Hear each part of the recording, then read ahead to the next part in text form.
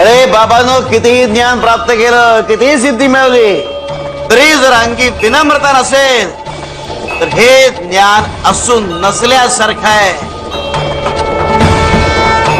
वाचेला जर अहंकाराची जोड असेल तर वाचा अबोल होते आणि वाचा विनम्र असेल तर त्याला धुमाळे फुटतात. विनम्र वाचेवर सरस्वती नांदते हे एवढं ज्ञान प्राप्त करूनही तुमच्या लक्षात नाही का रे आलं? हे उचला आणि खा. कृपेचं फळ हवं असेल तर विश्वासाचं बीज पेरावंच लागतं. हा